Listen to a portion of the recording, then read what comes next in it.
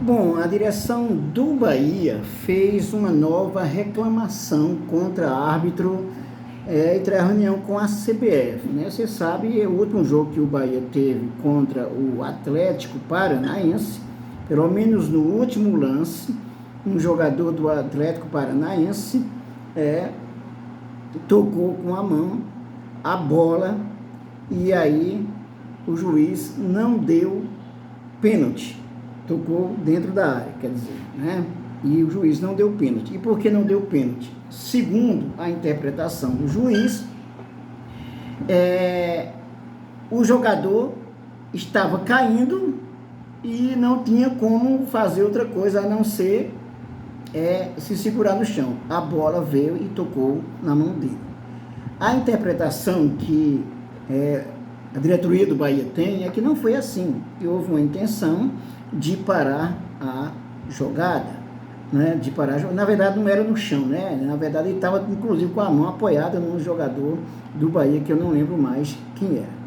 Então, o Bahia vai fazer essa reclamação na pessoa do senhor Carlos Santoro, né? O Cadu Santoro, e a gente já sabe, né? Isso não dá em nada.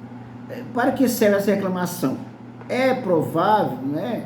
Pode ser que essas reclamações elas sirvam para futuras rodadas para evitar maiores problemas. Aliás, a arbitragem brasileira é um dos grandes problemas e a gente sabe que a arbitragem brasileira tem situações que ela claramente, né, alguns árbitros brasileiros, na dúvida, protegem os times maiores, principalmente do eixo sul-sudeste.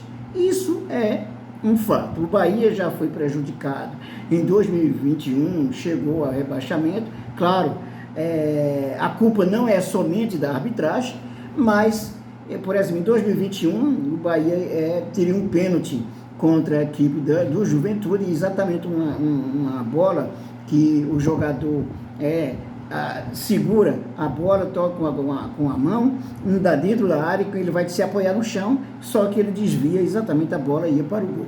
Nesse caso, seria pênalti. A interpretação da arbitragem é que não foi pênalti. E aí a gente tem os casos, né, por exemplo, contra o Flamengo, os 2 jogos contra o Flamengo, o Bahia foi super prejudicado, os 2 jogos contra o Bahia, inclusive com expulsões e pênalti, certo? Então teve isso. Então, essa situação do Bahia fazer uma reclamação contra no caso, contra a arbitragem na CBF, é importante porque, digamos assim, marca um território e chama atenção para mais cuidado dos árbitros, da arbitragem nos próximos jogos. Apenas isso. Até porque, mesmo que a CBF reconheça que houve um erro, por exemplo, o jogo já foi jogado, já foi apitado, já foi julgado, e aí fica desse jeito, né? Então, a arbitragem brasileira precisa melhorar e muito. Os árbitros são muito fracos e tendenciosos, principalmente protegendo os times do Sul e Sudeste. Isso é um fato. Claro que quem chegar a ver esse vídeo que for do Sul e Sudeste vai dizer que não se trata disso. Mas é importante essa reclamação, não deixa de ser importante, né? Bom, o Bahia está na reta final, faltam 4 jogos para o Bahia para acabar o Campeonato Brasileiro, faltam 4 jogos para o Bahia. O Vasco tem ainda 5 jogos, assim como o Cruzeiro, que tem 5 jogos. Exatamente o jogo atrasado de Vasco e Cruzeiro é exatamente Vasco e Cruzeiro, ou Cruzeiro e Vasco, né?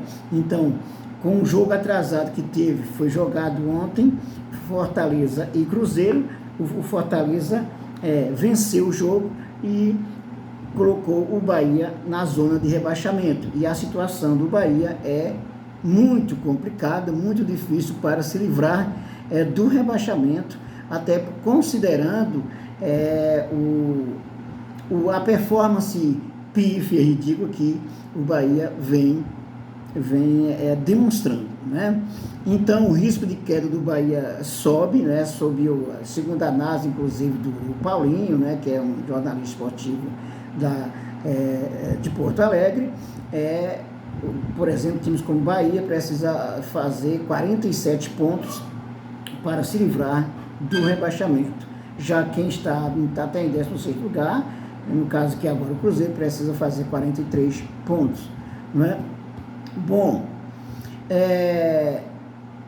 então vamos saber quantos pontos o Bahia conquistou nas últimas 10 rodadas, só para você ver a performance do Bahia nesse campeonato brasileiro, que é ridícula, certo?